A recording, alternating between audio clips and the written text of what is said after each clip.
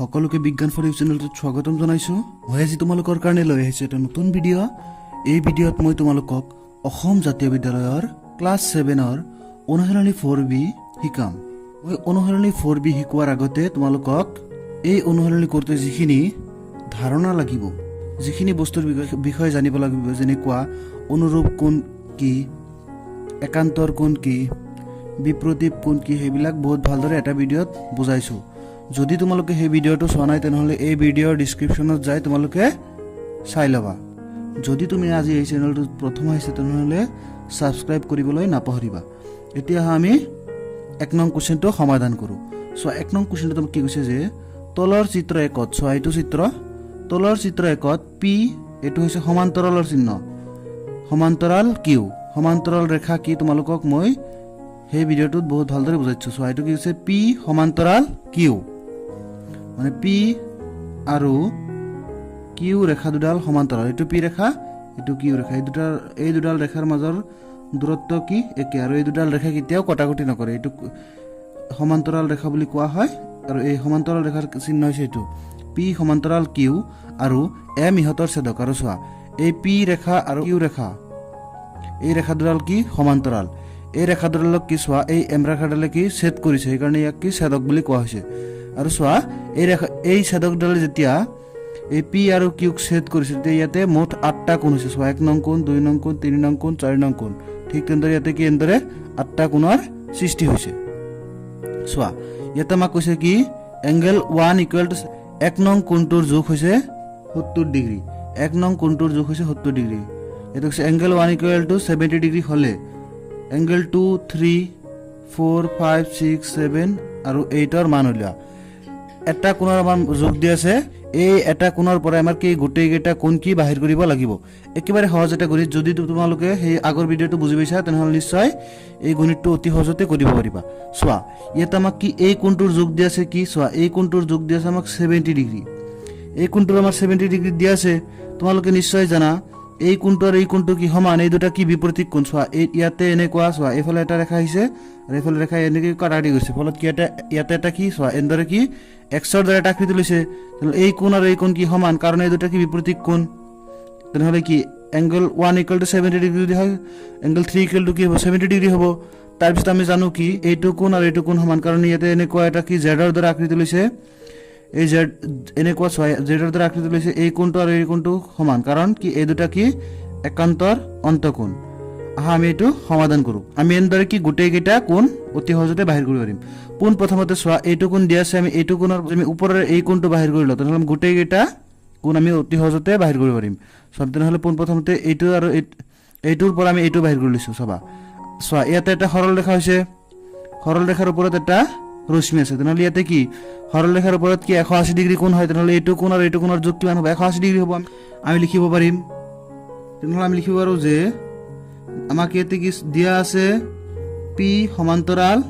Q আৰু L হৈছে ছেদক, L হৈছে কি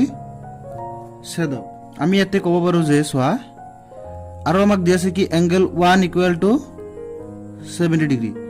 এতেকে আমি ক'ব পাৰোঁ যে angle 1 plus angle 2 equal to কি 180 ডিগ্ৰী। চোৱা সৰল ৰেখাৰ ওপৰত 180 ডিগ্ৰী কোণ হয়, সেইকাৰণে আমি কি ইয়াত লিখিছোঁ angle 1 plus angle 2 equal to 180 degree, কাৰণ কি এই দুটাই কি ৰৈখিক জোৰৰ সৃষ্টি কৰিছে, এইটো লিখি দিব লাগিব ৰৈখিক জোৰ।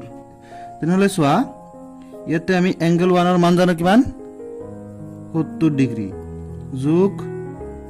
Angle 2 equal to 180 degree. এইফালে 70 ডিগ্ৰী কি হৈ আছে যোগ হৈ আছে, এইফালে কি হ'ব বিয়োগ হ'ব। তেনেহ'লে আমি এইটো কেনেদৰে লিখিব পাৰোঁ এংগেল 2 ইকুৱেল টু 180 ডিগ্ৰী, এইফালে প্লাছ এইফালে কি হ'ব 70 মাইনাছ হ'ব, 70 ডিগ্ৰী মাইনাছ হ'ব। তাহলে আমি লিখিব পাৰোঁ যে এংগেল 2 ইকুৱেল টু কি 110 ডিগ্ৰী। চ' আমাৰ এংগেল 1ৰ মান জানো আমি আৰু এংগেল 2ৰ মান জানো, এই দুটাৰ পৰা আমি এতিয়া গোটেইকেইটা বাহিৰ কৰিম। এতিয়া আমাৰ গণিত বাৰে বাৰে কৰি থাকিব নালাগে, গোটেইকেইটাৰ মাপ আমি এই দুটা কোণৰ সৈতে আমি বাহিৰ কৰিম। চ' পোন প্ৰথমতে আমি লিখিব পাৰিম এংগেল 1 ইকুৱেল টু এংগেল 3। পোন প্ৰথমতে আমি কি লিখিম যে এংগেল 1 ইকুৱেল টু এংগেল 3। এই দুটা কি আমি লিখিলোঁ এংগেল 1 ইকুৱেল টু এংগেল 3, কাৰণ এই দুটা কি বিপ্ৰতীপ কোণ, এই দুটা কি বিপ্ৰতীপ কোণ। বিপ্ৰতীপ কি কোণ কি তোমালোকে নিশ্চয় জানা যদি দুডাল ৰেখা এনেদৰে কটাকটি কৰে এই ওপৰৰ কোণটো তলৰ কোণৰ সমান যেনেকুৱা চোৱা এই কোণৰ সমান হ'ব আৰু এই কোণটো কি হ'ব এই কোণৰ সমান হ'ব তেনেহ'লে আমি আকৌ চোৱা এটা আমি এনেদৰে লিখিব পাৰিম তেনেহ'লে যেহেতু এংগল 1 ইকুৱেল টু এংগল 3 হয় তেনেহ'লে আমি কি এংগল 3 মান কিমান পাম তেনেহ'লে চোৱা এংগল 3 মান আমি কিমান পাম চোৱা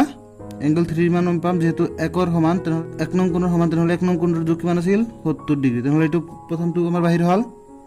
ঠিক তেনেদৰে আমি এতিয়া আমি কি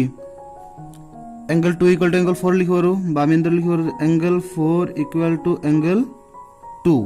কাৰণ কি এই দুটাও কি বিপ্ৰতীপ কোণ এই দুটা কি বিপ্ৰতীপ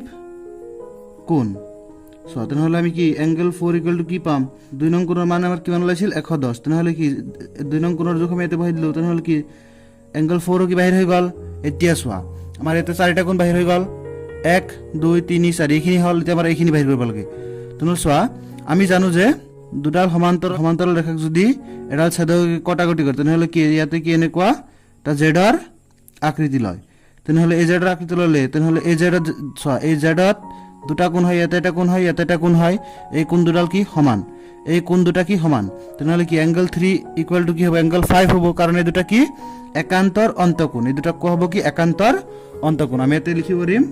আৰু আমি লিখিব পাৰিম কি এংগল 5 ইকুৱেল টু এংগল 3 কাৰণ কি একান্তৰ অন্তকোণ এতিয়া চোৱা আমি ইয়াতে কি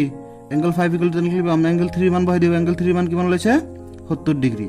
এংগল 3 মান ওলাইছে কিমান 70 ডিগ্ৰী তেনেহ'লে আমি ইয়াতে কি বহাম 70 ডিগ্ৰী তেনেহ'লে আমাৰ এইটো বাহিৰ হৈ গ'ল আমাৰ এইটো মান বাহিৰ হৈ গ'ল তেনেহ'লে আমি কি চোৱা আকৌ ইয়াতে চোৱা আৰু এটা আমি জেড বনাব পাৰিম এনেদৰে ওলোটা জেড বনাব পাৰিম চোৱা এনেকুৱা আহি এনেকুৱা চোৱা এনেকুৱা ওলোটা এটা জেড হ'ব চোৱা এনেকুৱা আহি এনেকুৱা এটা ওলোটা জেড হৈছে তেনেহ'লে ইয়াতে এটা কোণ হৈছে ইয়াতে এটা কোণ হৈছে কোণ দুটা কি হ'ব সমান হ'ব তেনেহ'লে কি এংগল 4 ইকুৱেল টু কি হ'ব এংগল 6 হ'ব তেনেহ'লে আমি আকৌ লিখিব পাৰোঁ যে আকৌ বা আৰু দিলেই হ'ল আৰু আমি কি লিখিব পাৰিম যে এংগল 6 ইকুৱেল টু এংগল 4 কাৰণ কি হয় কি একান্তৰ অন্তকোণ একান্ত আমি কি লিখিব পাৰোঁ যে এংগল 6 ইকুৱেল টু কিমান হ'ব চোৱা এংগল 4 মান বহাই দিয়া কিমান 110 ডিগ্ৰী এংগল 4 মান আছিল কিমান আমাৰ 110 ডিগ্ৰী তেনেহ'লে এইটো বাহিৰ হৈ গ'ল তেনেহ'লে চোৱা আমাৰ বাকী কি দুটাৰ জোখি ল'ব লাগে চোৱা আমি এংগল 5 মান যদি জানো তেনেহ'লে 7 বাহিৰ হৈ যাব কাৰণ কি দুটা কি বিপৰীত কোণ চোৱা এনেকৈ কাটাকাটি কৰি ইয়াতে কি এক্সৰ দৰে এটা আকৃতি লৈছে তেনেহ'লে কি এইটো আৰু এইটো সমান এইটো আৰু এইটো সমান তেনেহ'লে এংগল 5 ইকুৱেল টু এংগল 7 লিখিব পাৰোঁ তেনেহ'লে আমি ইয়াতে কি লিখিম আৰু এংগল 7 ইকুৱেল টু আমি কি লিখিম এংগল 5 কাৰণ ইহঁত কি বিপ্ৰতীপ কোণ আমি কি পাম এংগল 7 ৰ মান আমি কিমান পাম 5 টো বহাই দিওঁ চোৱা 5 ৰ জোখ কিমান লৈছে 70 ডিগ্ৰী তেনেহ'লে এইটো কিমান হ'ল 70 ডিগ্ৰী এতিয়া আমাৰ লাষ্ট কি উলিয়াব লাগে এংগল 8 ৰ মান উলিয়াব তেনেহ'লে আমি এইটো কি লিখিম আৰু আমি লিখিব পাৰোঁ যে এংগল 8 ইকুৱেল টু এংগল 6 কাৰণ ইহঁত কি বিপ্ৰতীপ কোণ তেনেহ'লে আমাৰ এংগল 8 ৰ মান আমাৰ কিমান ল'ব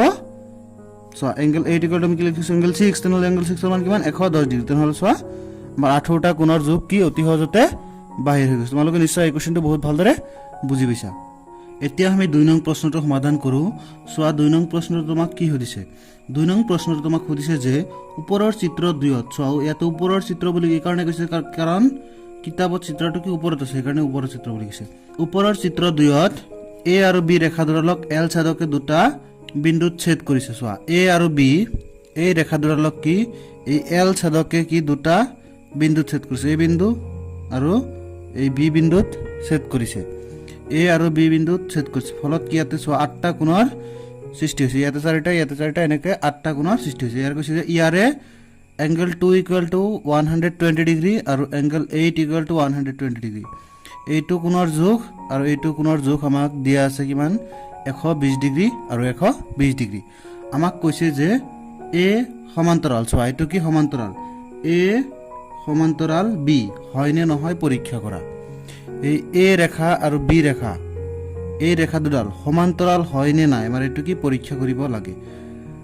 যিকোনো দুডাল ৰেখা সমান্তৰাল হয় নে নহয় সেইটো পৰীক্ষা কৰাৰ কাৰণে আমাৰ তিনিটা ধৰ্ম আছে আমি যদি এই ৰেখাডালক সেই তিনিটা ধৰ্মৰ যিকোনো এটা ধৰ্মৰ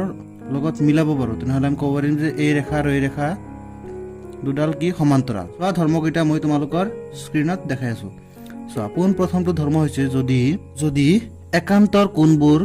সমান হয় তেনেহ'লে আমি ক'ব পাৰিম যে ৰেখা দুডাল সমান্তৰাল একান্তৰ কোণবিলাক যদি দুডাল ৰেখা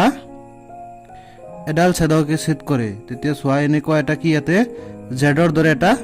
আকৃতি লয় এই জেডৰ এই কোণ আৰু এই কোণ দুটাক একান্তৰ কোণ বুলি কোৱা হ'ব ঠিক তেনেদৰে এই কোণ আৰু এই কোণক একান্তৰ কোণ বুলি কোৱা হ'ব বুজিছা যদি এইটো আৰু এইটো এই 3 আৰু 5ক যদি সমান বুলি দেখাব পাৰো তেনে ক'ব পাৰিম যে এই দুটাল কি সমান্তৰাল বা 4 আৰু 6ক যদি দেখাব পাৰো তথাপি ক'ব পাৰিম যে এইকেইটা কি সমান্তৰাল ঠিক তেনেদৰে অনুৰূপ কোণবোৰ যদি আমি সমান দেখাব পাৰো তেনেহ'লে ক'ব পাৰিম যে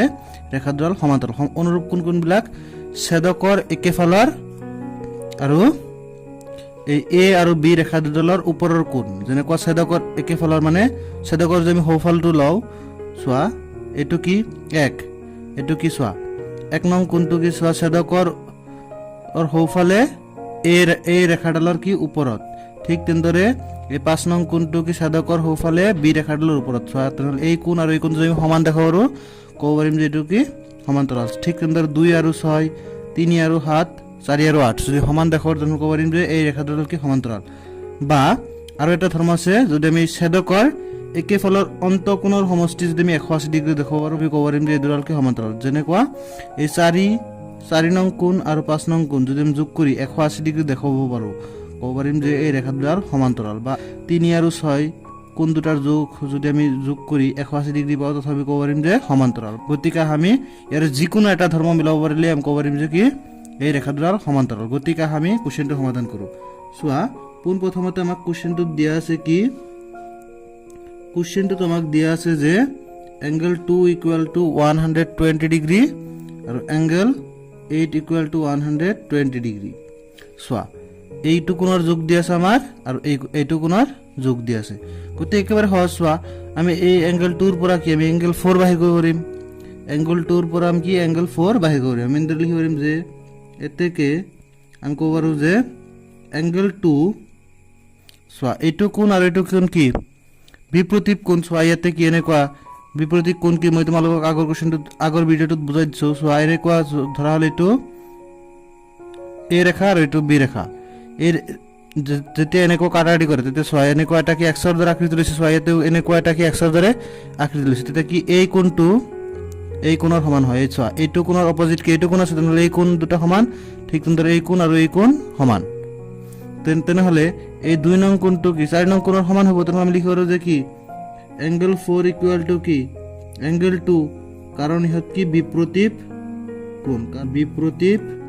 কোণ ইহঁত আছে বিপৰীত কোণ তেনেহ'লে আমি লিখিব পাৰো যে ইমপ্লাইজ 4 = আমি এংগল 4 = আমি কি লিখিব পাৰো 120 ডিগ্ৰী কাৰণ চোৱা এংগল 2 ৰ মান কি 120 ডিগ্ৰী তেনেহ'লে কি এংগল 4 ৰ মানৰ কি হ'ব 120 ডিগ্ৰী হ'ব চোৱা এইটোক আমি 1 নং সমীকৰণ বুলি ধৰিছো এতিয়া আমি চোৱা এংগল 8 ৰ পৰা কি এংগল 6 বাহিৰ কৰিব পাৰিম এংগল 8 ৰ পৰা আমি কি এংগল 6 বাহিৰ কৰিব পাৰিম তেনেহ'লে আমি এতিয়া লিখিব পাৰো যে আকৌ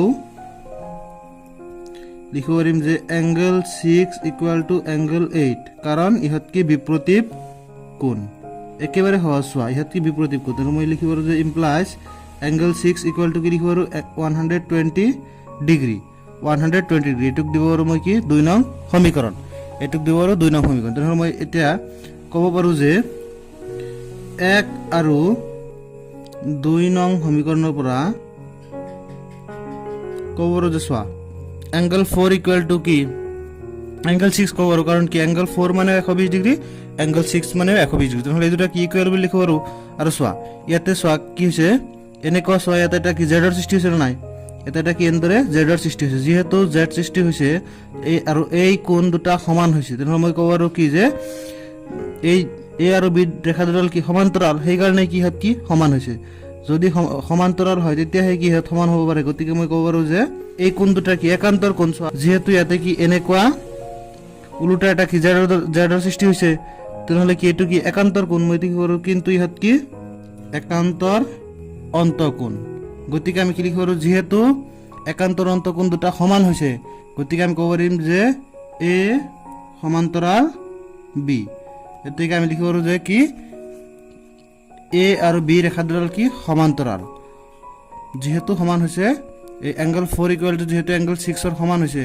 মানে একান্তৰ কোণকে আমি সমান দেখাব পাৰিছো গতিকে আমি ক'ব পাৰিম যে এ আৰু বি ৰেখা দুডাল কি সমান্তৰাল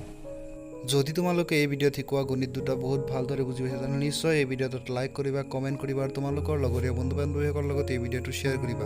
আৰু যদি তুমি এই চেনেলটো যদি প্ৰথম আহিছা তেনে নিশ্চয় চেনেলটো ছাবস্ক্ৰাইব কৰিবা আৰু কাষত থকা ঘণ্টাৰ বুটামটো দবাই দিবা যাতে পৰৱৰ্তী ভিডিঅ'ৰ নটিফিকেশ্যন তুমি সোনকালে পাব পাৰা ধন্যবাদ